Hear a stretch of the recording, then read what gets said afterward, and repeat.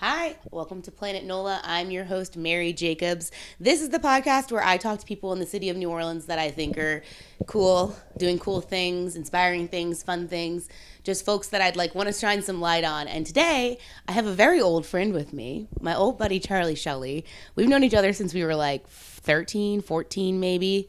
Charlie is a lawyer in the city. He's also a huge advocate here for the local bike community. And a lot of other things. You wear many hats as well, right? I feel like the intro's over, so we can just go straight. That was so good. Okay. Yeah, some of my hats are just me being obnoxious about things, and then being to the point where I'm loud enough that that people start asking me for help on things, and I'm like, oh, okay, are you sure you want to ask me? But that was, yeah. I try not to be. I try not to take on too many things. It's hard sometimes. I know. I literally know exactly what you mean. I think when you are the loudest one in the room about anything, people look to you as a leader. Yeah. Because you're somebody articulating stuff, and not everyone can even articulate what they're feeling. So if you're comfortable articulating it, yeah, people are going to come ask you for help. Yeah, and I don't know if I'm a leader sometimes. I guess I am. Okay, well, if you needed any confirmation, I will give you my New Orleans stamp of leader approval. You are absolutely a leader. You're a leader in your community, 150%. I feel like that's another reason why I started this podcast, is because there's a lot of folks that don't really see that big picture. You play such a really beautiful role in the city. Thank you. Do you think that's true? I want to. Yeah, I think it's true. I think you're actively leaving your legacy, So will you talk a little bit? So I say you're a lawyer. There's a million kinds of lawyers in the world. So can you dive a little bit more into what kind of law you do? Yeah. So I didn't ever.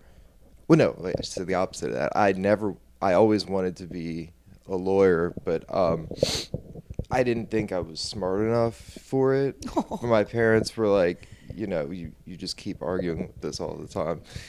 And then so I went to social work school because I was like, no, I want to be one of these people, mm-hmm. one of these do-gooders.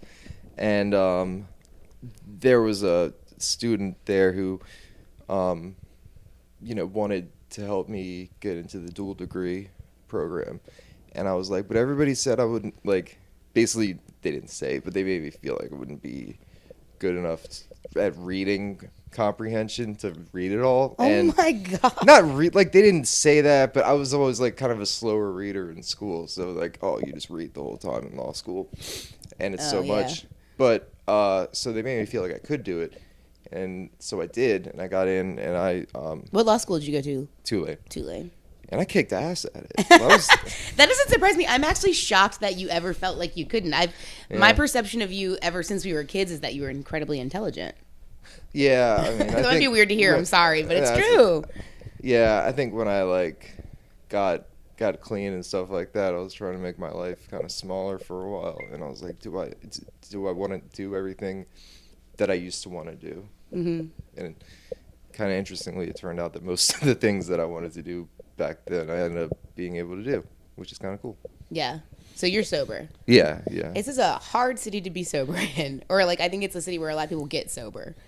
It's either that or they have to leave here to get sober, and then, but if you're from here, it's I don't know. I was in Tennessee, man, and I was there were a lot of sober people in Tennessee, in Nashville, and I was like, why would you?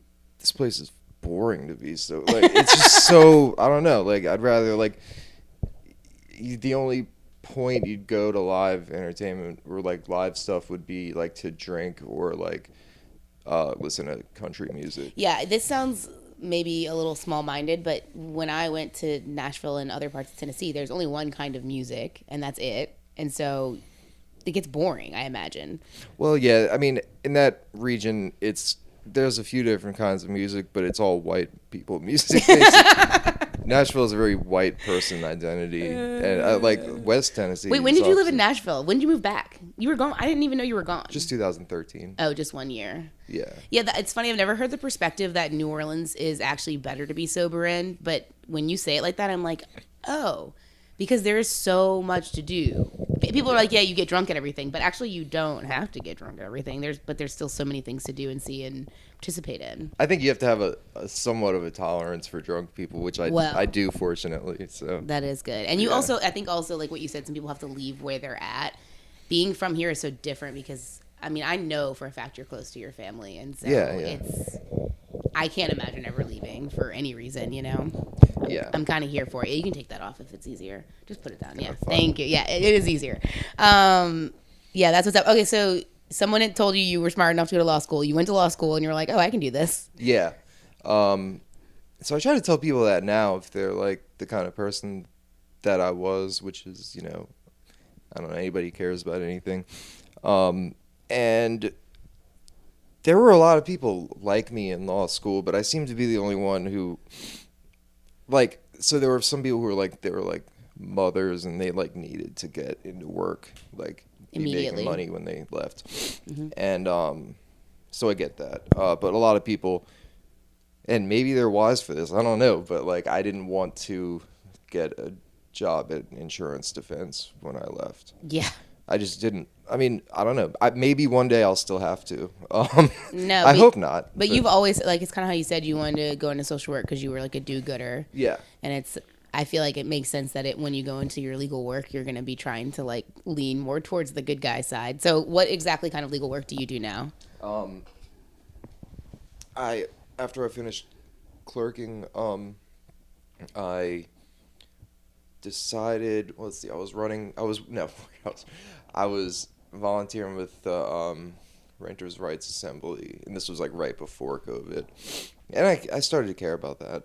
So can you explain the Renters' Rights Assembly to people that have no idea what that is? Yeah. It's exactly what it sounds like, but I think that people might need some explanation. Right, yeah. I told them that I was going to quote-unquote gas them up before I came in, because they want me to go canvassing for them later today, and I'm like, I should go, but I don't really want to. Dude, it's so cold to canvas. Oh, my God. I know. But it's really... We're recording this on that very cold day in January that everyone will remember when this comes out. Yeah, the one cold day. It will be probably the only cold day. Yeah. But, like, so before COVID, they were like... I don't know. They'd have, like, weekly meetings, and I was... Before I was even an attorney, I would, like, go and hang out with this other attorney, and, like, I would help with... They would have legal consultations. So they give legal consult to people that are renters. Yeah, I mean, basically like with shitty landlords. Yeah, we're just, you know, I started doing them kind of once I became an attorney, and a lot of it's like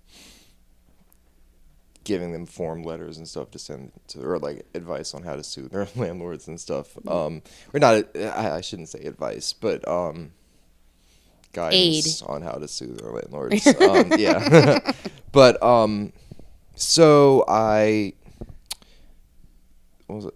So you're talking I did about the that. Renters Assembly. Yeah, and I don't know. Oh, and then COVID hit. I was sworn in to practice in July of 2020, and so in the middle of COVID, you became a lawyer. Yeah. So the in that period, so like the beginning of COVID, we had like the eviction court closed down. Just by the city. And right. I think there might have been a state moratorium for a while.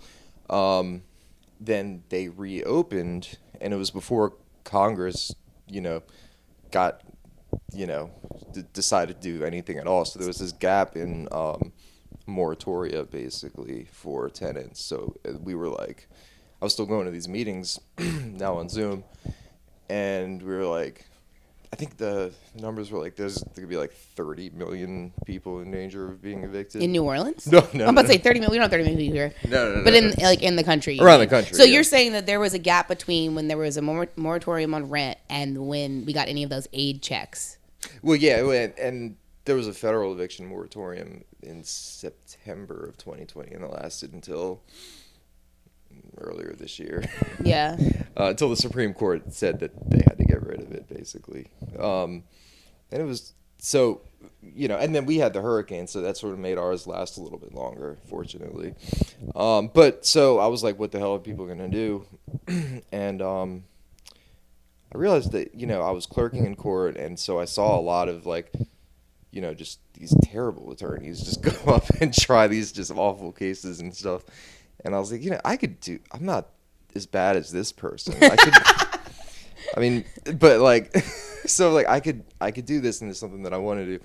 So I started my own practice, and at first I was like worried, like, because I didn't know 100% what to do, and so I would just sort of like ask the attorney who used to help me with the consults, and she'd like help me figure out everything to do, and I would just go to eviction court and like just try to make an appearance for them and get their moratorium recognized by the judges, because it was so new, and these landlords would come in and be like, what the hell is this? And then they'd go home and they wouldn't be able to evict their tenant because they had the moratorium. And it felt like I was like kicking ass, because I'm like, it was really just this piece of paper. But you were just like, no, there's a moratorium, you can't kick that out. But like that is so essential, because it's like the landlords are gonna try to do it no matter what. Oh, and even though there was a hold on rent, there are still landlords in our city, and probably across the entire country, that are trying to evict people, even though the federal government and the local government are like, no, actually. Yeah, well, and they don't have to pay rent right now. Right, and the problem was that even though that's true, even though you're not supposed to, there's supposed to be penalties for landlords who do that. And going to be up to like $100,000 if one of the tenants dies after you evict them or something like that. Woo! And not a single person has been charged with anything, any fine. It's not a criminal offense; it's civil. But the Justice Department's supposed to enforce it, and they, haven't done anything. So there are landlords who, and I'm suing at least one of them, who did throw someone out in the middle of the moratorium, and even without taking them to trial or anything. What? And so like, yeah, but the Justice Department's not going to do anything. Yeah, it's kind of like, you can't do this, but we're not going to do anything about it if you do. Yeah, I mean that's how this country. So works. You're kind of you're the lawyer that's keeping people in their houses in the middle of a pandemic. I was doing one of many of the lawyers that is doing this work. That's the kind of work you're doing. I was the one who didn't know what he was doing. But then I was learning what I was doing, and I was like getting my feet. It's almost 2 years. How do you feel now that you've been lawed up?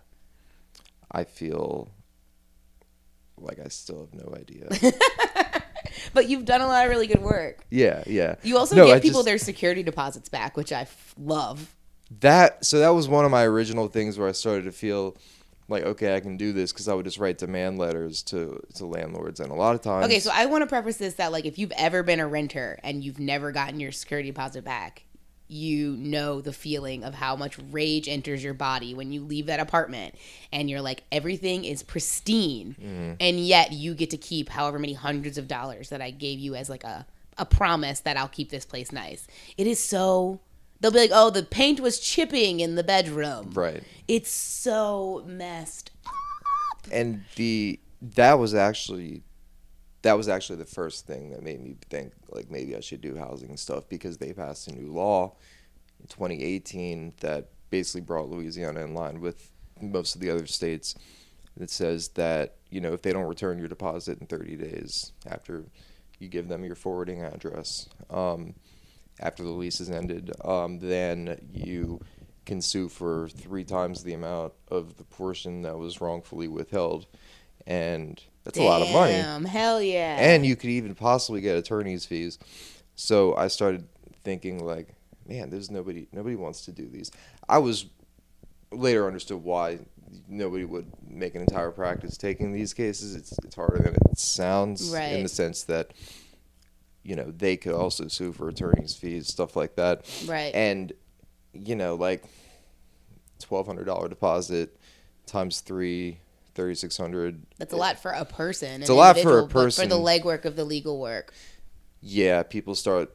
To them, they only lost 1,200. So like they see the 36 as like maybe it's something that could be awarded. But like, a lot of times they just, I understand, don't want to go through it. Yeah.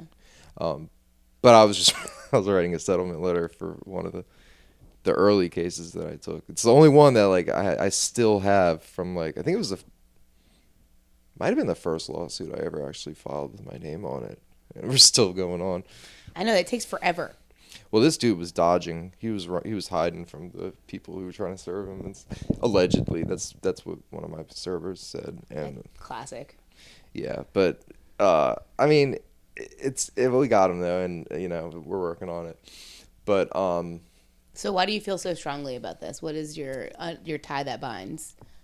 oh man, I mean, besides the fact that it's the correct thing to. man. I mean, It's like the justice of it. I guess like why do I don't know, why do I so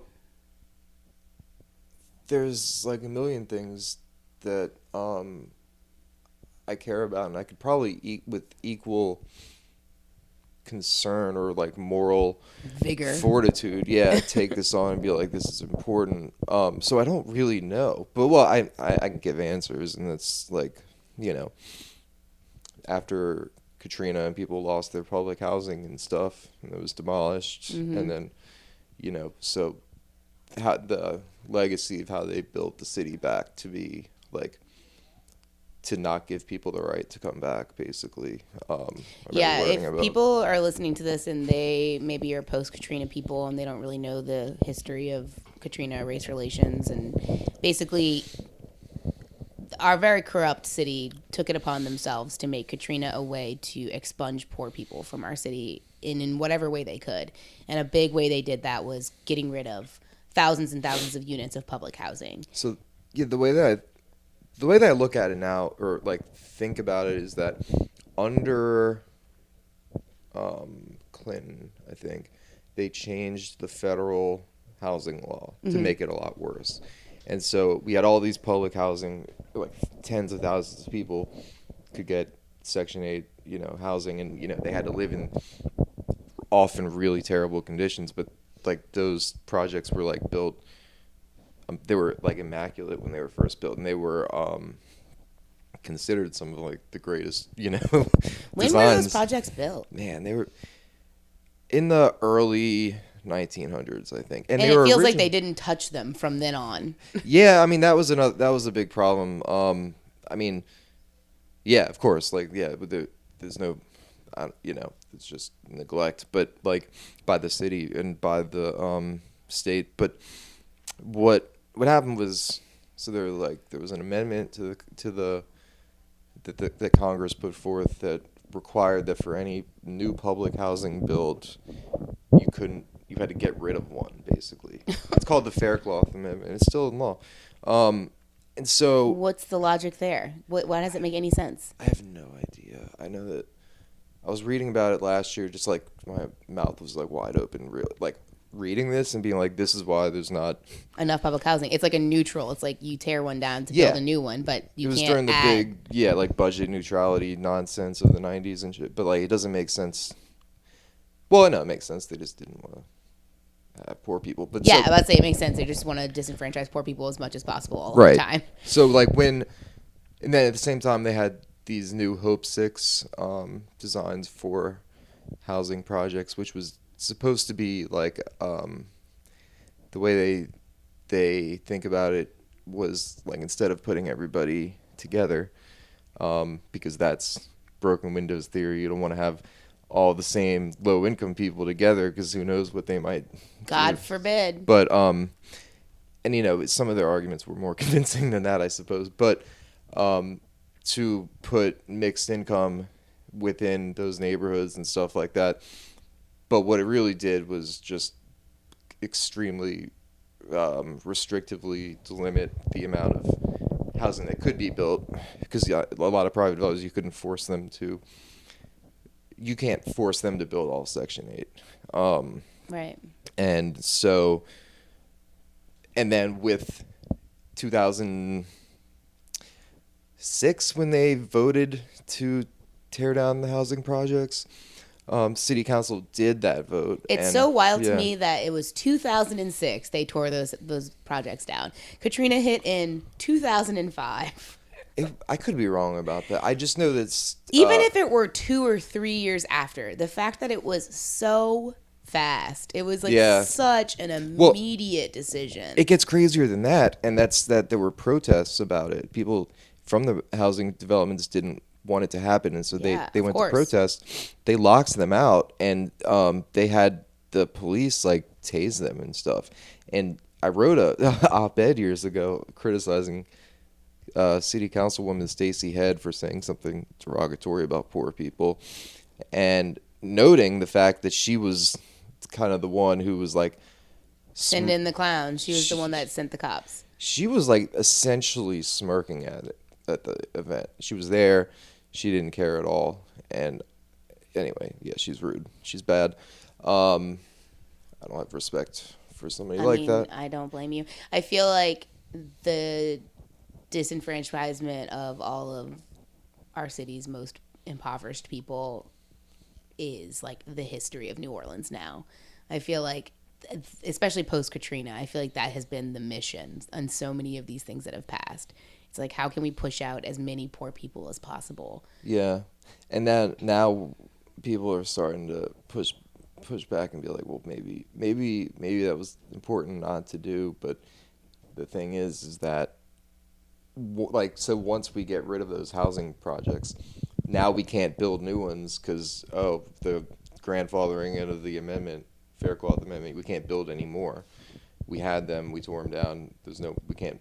But they couldn't rebuild them there, even though because they said one down, one up, or it's just been too long. Yeah, that's my understanding of it. Like, and there's no will. There's no will anymore anywhere to have that kind of mission to put like low income people first, or like make their lives not terrible. And so, in a lot of ways, I think after Katrina, it hit us quickly because we were an opportunity, like the shock doctrine, we were like the opportunity to like implement these radical liberal changes all at once. Mm-hmm. But I mean, that's just everywhere now. That's this whole country, and they'll do it as soon as they get the chance anywhere. Yeah, you're not wrong. I feel like the housing situation in New Orleans right now is just the most bleak I've ever seen it. I mean, I feel like people say this all of the time, but it only feels to be getting worse. Yeah. The hurricane, I don't know I mean, I know that the hurricane made it a lot worse. It took a lot of stuff off the market. Are you talking about Katrina? No, Ida. My bad. Yeah, last year we had Ida. Yeah, Ida. Yeah, I knew you were talking about Ida. I was like, listen, you can't say the hurricane because in my brain there is still the hurricane. Right. So Ida took a lot of stuff off. Ida was nuts. So many things came off the market, but also a lot of people left and did not come back.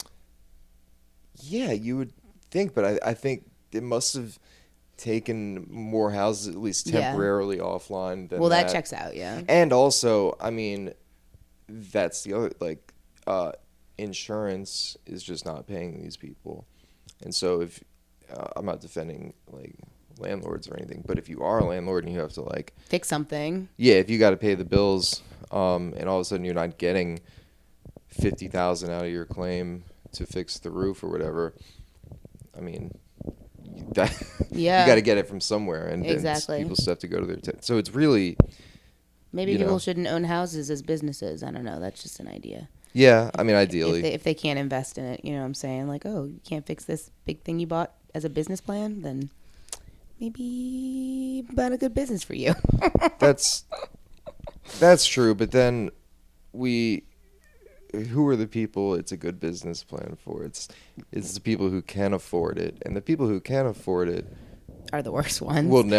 They will never give us the time. I think the smaller people who might be, like the people that own like one or two is what you're saying. Yeah, and they're not all good, but like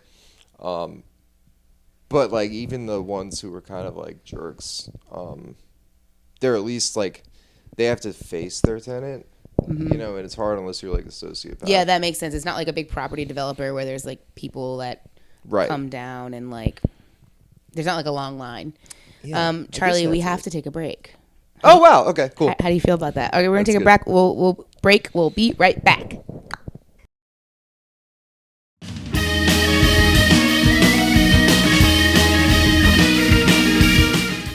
This week's episode of Planet NOLA is brought to you by Vitality Community Fitness, a group training facility located in Metairie, Louisiana. Vitality prioritizes their members with accessible workouts for anybody. Any gender, any size, any ability. I'm a little biased because I do co-own this business, and I gotta say we've got one of the best communities around, really great coaches, really good vibes. So if you're interested in trying out our gym, go to our website, vitalitycommunityfitness.com, click the contact form, and you get 3 free classes in a week. So come check us out.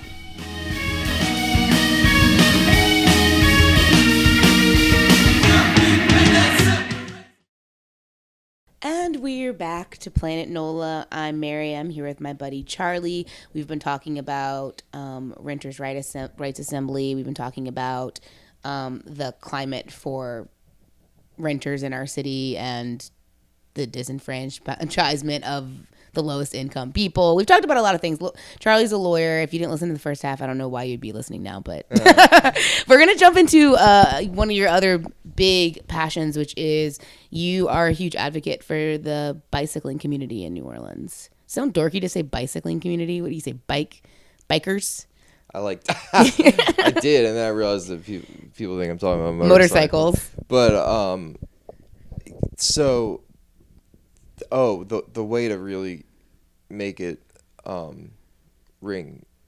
be very salient to people is to say like vulnerable road users, which is the technical term, I think, or one of the vulnerable road users. That's people that's pedestrians too. Yeah, and so it includes or like somebody who uses public transit possibly, or someone who uses a wheelchair probably. But oh man, we have a huge city full of people that don't have cars. We've got a large population of people here that don't have cars. So yeah, and the former thing is that New Orleans has funded right to counsel in New Orleans for tenants in eviction court. Mm-hmm. So that's good. So now people will have an attorney in eviction court. Oh, okay, forever good. Going forward. Heck yeah. We had to insert that in from the last point. Yeah. And that's in part thanks to the Renters' Rights Assembly, which I'm not a part of, but I do stuff with. Yeah.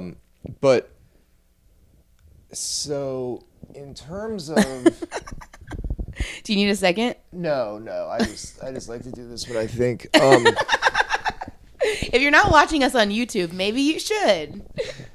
I think that the issue is people. Okay, this is the stupidness of it. People tend to look at fighting about bikes as some kind of like, go back to Berkeley type stuff. Oh my God, you're so right. And honestly, in many cities, that is how it is. Well, my dad is a old school New Orleanian yat, and he could not loathe bicyclists more.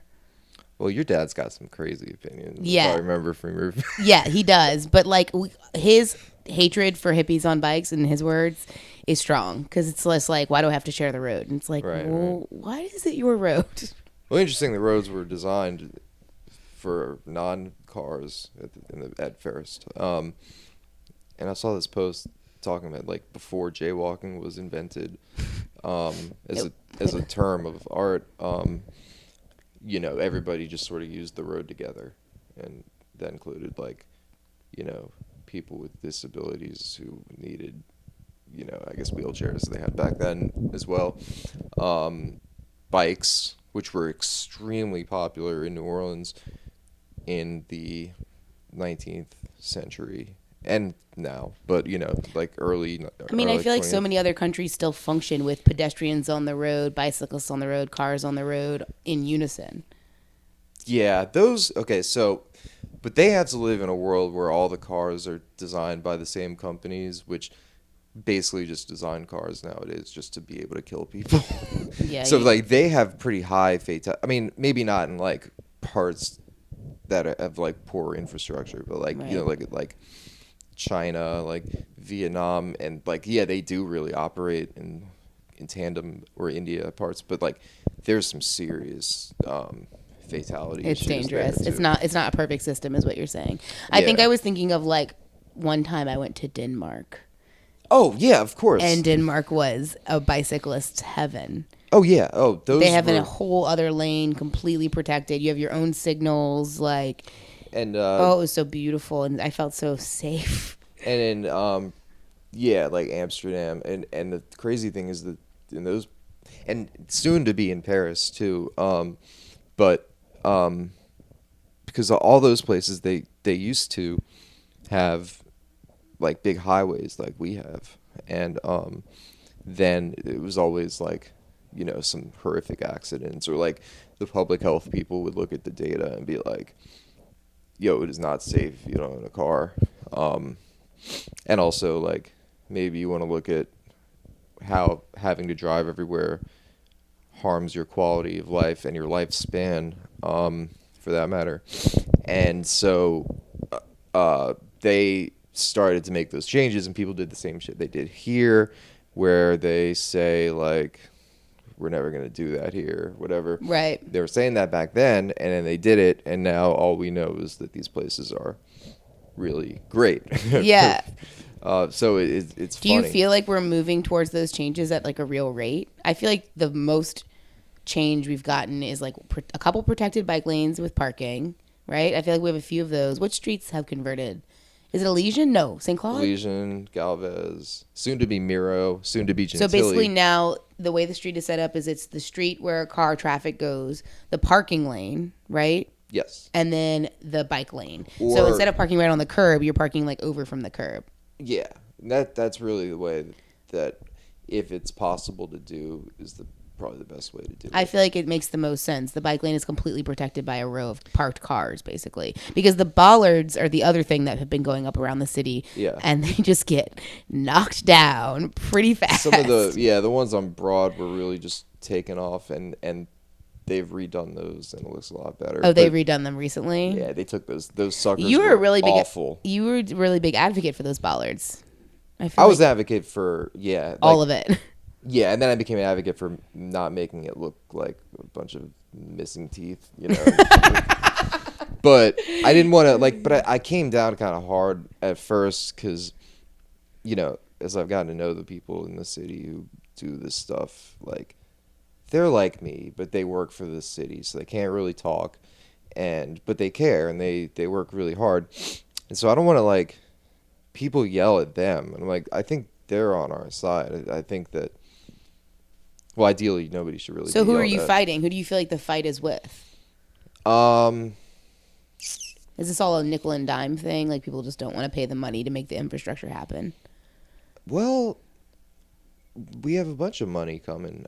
It's so I've gotten in. So fighting. I did get in an argument with Jay Banks about the fatal accident. Jay Banks is one of the council members, right? He's outgoing. Outgoing. He's former.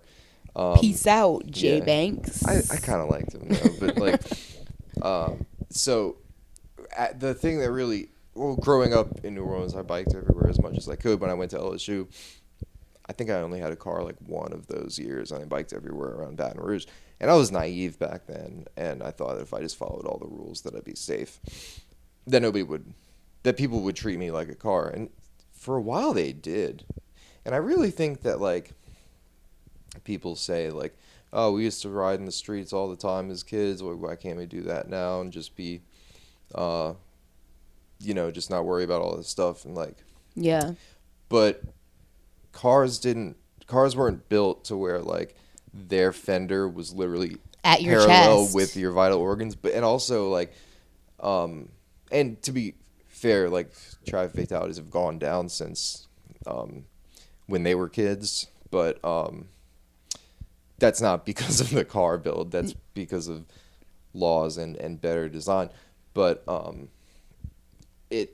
we used to live in a world where we didn't design everything for making money immediately. What do you mean?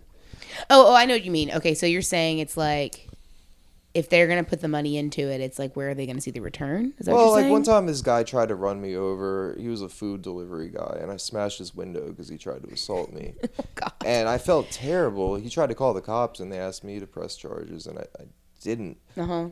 And I thought about it later, and this dude tried to run me over. Yeah. And I was following the law and everything. And was that in New Orleans? Yeah, I was on Nashville by Willow. So dude tried to run you over. You got off your bike, broke his window. I was still on my bike. I just threw my lock at his car because he was swerving into me and stuff. Well, good. Oh yeah, no, I feel like I hope you feel good about that. Makes me feel like a badass. Yeah. But I felt bad for him. Well, sure, but why? Well, because I don't know, he's got he's delivering food. He's like 50.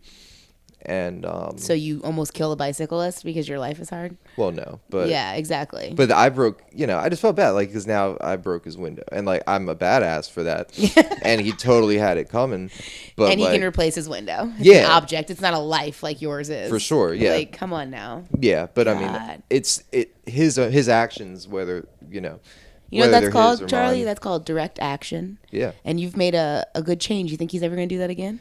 I don't think so. Yeah. Well, look at that. Direct action works, y'all. But I feel, that is true. I think about that as well. That he will not do that again. Yeah. But no, I just felt bad because like if you're really angry at somebody, it's easier to not be angry at somebody if you kind of like look at them and feel compassion for them. And so I don't know, I just felt bad. This dude was delivering food, and that now he had a big bill that he caused, but yeah, I still felt bad about I know it. what you felt bad about. You don't feel bad about this. Moving on. But the fuck that guy. I don't care. Fuck that guy. But the point is, I will never hear you on this. but this is the thing with designing everything for cars. For like why we can't have where we just ride and like why the world isn't like it was when these people who were against bike safety say, well, we didn't used to have all these bike lanes. So why we don't live in that world anymore is because, every other driver is literally trying to make money on the street immediately. They're like right. Uber drivers or they're food delivery. Or it's just people like going to work, coming from work, rushing around. Yeah, and that too. But like how much transit would be depleted if people didn't have to commute to get to work or make money? Oh, a lot of. I mean, we would all be chilling, right? But like, this is one thing where like, if you're being paid for not the hours that you're driving, you're being paid for the work that you do. Don't get me started on that. So like, these people see any red light or any pedestrian or anything is like keeping them from making money, lowering their wage, and it shouldn't be like that. Yeah, that's so dangerous. That whole concept is completely dangerous.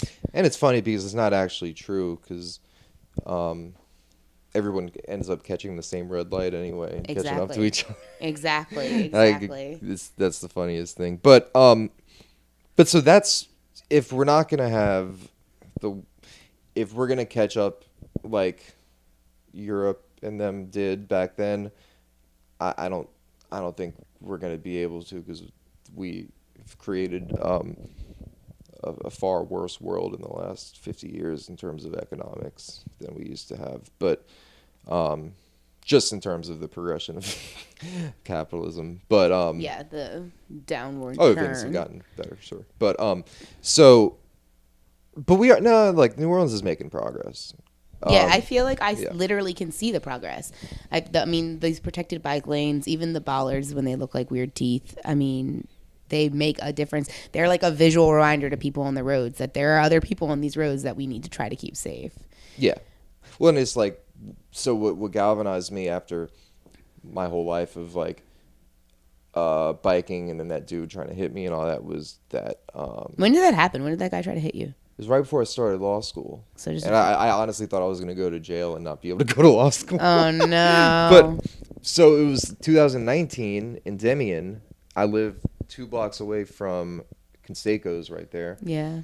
And that was where the drunk driver killed David and Cherie and hit a bunch of other people. That was horrific. Yeah. And so this little bike group that I created on Facebook that was for like talking about how to like get companies, how to like contact a company for parking in the bike lane and stuff like that. Yeah. It went from like 600 people to like Bike Uneasy. 1,500. Yeah, so I'm in this group. It's called Bike Uneasy. It's on Facebook. It's a Facebook group. And are you a moderator? You're technically the person who started it, huh? Yeah, I made it. Yeah. So Charlie made the group, and there's a lot of people in that group, and it's very active. I'm in a lot of Facebook groups, and this one is super active, and you do a really good job, like, keeping that conversation, like, productive. Yeah. I gotta say. It's not just me. You have other people in there, too. I know Nicole, is she still a moderator? Nicole is still. I don't. She doesn't she's live here not- anymore. She used to live in this apartment. What? Yeah, she used to live in this apartment. Oh my God, I'm gonna have to she was text my her. neighbor. Yeah, and when she moved, I started renting it. Oh man. Isn't that funny? I miss Nicole. Yeah, she's also a really big advocate for Yeah. bicyclists. But yeah, she doesn't live here anymore. But she's also a great person at facilitating those conversations. Yeah, and that's kind of why I was like, I can't remove you. You're too So good. like the collectivism of that Facebook. So we were kind of talking about this on the break, where it's like that is a group of advocates, right? It's a group of advocates online that all have this shared goal, mission, ideally, like theoretically they all have the shared ideals, right? Yeah. How much organizing can you actually do on Facebook? Like Not how a much lot. changes like with those conversations just on Facebook? Well, okay, I was about to say not a lot, and it's true you can not do a lot, but what you can do enough to where like people will talk about it and you'll get on the local news and they'll be like, oh, a Facebook group is doing this, or whatever. Like, and that's cool, like that's better than nothing, but like, so Bike Easy, who I borrowed the name from, Yeah, so I there's got their Bike- You did get their I permission? got. Oh yeah. Oh wow, good job. I just Well- thought you went for it. I did at first, and then someone was like, maybe you should ask them. I was like, yeah, you're right. I don't want to get sued. So they're not a Facebook. They're a nonprofit. We're not a nonprofit. But like, they argue for policy change and stuff like that. But we're motivated by a less constructive or less institutional like desire, or procedural. Like, we don't go to well, I guess we do go to City Hall, but we don't get grants, we don't do all this stuff, Right, so yeah. It's just a grassroots. yeah, but like, so what they can say, oh, we follow all these channels, and we're just like, we just post on Facebook, and like, I was like, that I don't want to just post on Facebook, like, Right. especially after that accident, or I Yeah. couldn't call it an accident after that Massacre. homicide. Yeah, Yeah, it was awful. So after that, like, we were doing a little action, but like, we started like talking, and I always wanted to move off of Facebook, and since COVID, it's been harder. Right.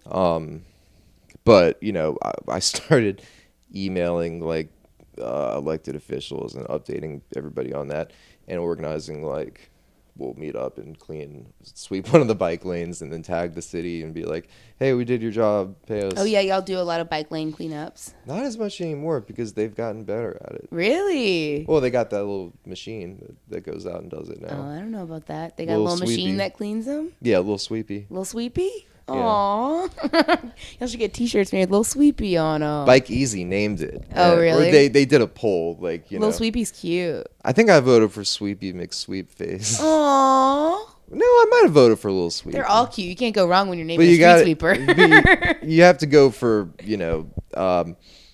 adjective face whenever you're. Yeah. It's cute as hell. Yeah. That's the cutest thing ever. Um. So what I'm hearing is you caused some change. You're doing the work. You know what that sounds like? Sounds like you're a leader. Yeah, I suppose. Full circle. Yeah. What's your hopes for it? Where do you want the New Orleans bike infrastructure to be in 5 years? Realistically, 5 years. I want the city to finish the 75 miles of protected bike lanes that they promised us after David and Cherie were killed. How much have they done? A decent amount if you count the West Bank. It's all been on the West Bank, though, almost. I mean, Legion Interesting. Fields, Galvez, those are all them coming to the East Bank and doing phase 2, phase 3 of it. But they spent so long on the West Bank. And they, like, to be fair, they needed it. Yeah. But they really couldn't have picked a worse place to do their first project, because that is, in terms of, like, angry people on next door land. The West The Bank. West Bank. I didn't think of it like that before. I'm marrying a West Banker, which I think is so funny. Aw, she's from West Bank. Yeah, she's a good West Banker. But like, these are just angry homeowners who don't want to bike They don't lane want in front it. of their, because we have to park slightly further away now. But so it was hostile, and Freddie King III, city council person for District C, was originally using all that hostility on the West Bank against bike lanes. on his campaign, and so we started to get sort of hesitant about that. And so did JP Morrell. And JP Morrell, we were really upset about that one because like we always see JP as like this dude, he's like this progressive guy who's in the Senate, and so we started like hitting him hard on this, and like he like texted me and Chris, the other guy who does most of like he's like the nerd guy who he knows all about, like he'll come on here and tell you how like the percentages that like certain business sectors see increased revenues from putting, bike lanes protected up. Bike lanes. Yeah, he's like, I've got the numbers to back it up. Yeah, it's insane. And where I'm always like a gut feeling, and it's usually right, but he's got the numbers. So we went out to lunch with him, and we were like talking, and I love JP now. Like it was a good feel meeting. Very good about him. But I mean, he's gonna be more. I don't know. He sees it. He sees our side, and I think he always sort of saw our side. But when he came out like that, he was sort of like playing to the people, which. Right. I mean, I guess. Why would I expect any different from a politician? It's a politician. Yeah, that's what you're going to get. So we're still waiting for the 75 miles to get finished. I wonder, y'all have tabs on how many are completed? Is there? Oh yeah, you can check it. Good. Moving New Orleans bikes is the subsection of the city DPW page. That's what's up. Well, we're running out of time, Charlie. Can you believe God. it? Can you believe that this has just flown by? No. Is there anything we didn't talk about that you're like, we should have talked about that? No, just go follow the Renters' Rights Assembly. Go follow Bike Uneasy or whatever. Yeah, be nice to bicyclists. Yeah, do that too. Yeah, 3 feet. Please make room. I mean, they're human beings on top of those things. Like, be kind. So I ask everybody the same last question, and I never prepare them. So I'm sorry. Oh, that's all right. You understand the premise of this podcast. I just like to talk to people that are doing interesting things, maybe people that wouldn't otherwise have a platform. Yes. Who's the first person that comes to your mind that I should have on here? I knew you were gonna say that. Christ. You just said your friend Chris. Maybe is that who? Oh, Chris for bikes. Chris for sure. It could be anything. They could talk about anything. Like, who do you think's doing some work that would be good to give a platform to right now? After a moment away of wanting to get it right, Charlie has his recommendations for the podcast. Who do you think should be on it? Well, Mandy Landry. Okay, so who's Mandy Landry? She's a representative. Oh, okay. She's my friend. But she ran for Walt Leger's seat in the state legislature, and she's the most. Well, it's weird because she was always my friend, and we met doing like repo rights stuff. Mm-hmm. But she's amazing. Badass. And she's like probably the most progressive legislator in the entire state. Well, hell yeah, I want to talk to that person. And then you had one other person. Yeah, I think Frank Southall is Franker. I guess if you want to do someone local, someone from New Orleans, Daiquiri Jones. Those are. Oh, I feel like I know Daiquiri. You might know Daiquiri. Yeah, I've Daiquiri seen them is just somebody who's. I've from definitely here, matched with Daiquiri on dating sites. I guarantee you have. But I mean, so Frank. I mean, I don't want to diminish Frank just because he's not from New Orleans, but he's lived here for like 10 I interview years. transplants too. Okay, I do. Well, yeah. either one of them. I'm sure one of them wouldn't want to do it. Frank would definitely. What kind of work does Frank do? Well, Frank works. He works for Jane Place Neighborhood Sustainability Initiatives, which is sort of the hub for giving rise to the Renters' Rights Assembly. All right. They're not affiliated formally, but Well, hell yeah. He's like he's the one. He's the anarchist I get along with the best in the world. I love that. I'd love to have an amicable anarchist on this podcast. Yeah. All right. Well, that was it. So thank you so much for listening. If you watch us on YouTube, thanks for watching. This has been Charlie Shelley. I'm Mary Jacobs. This is Planet NOLA, and be in touch.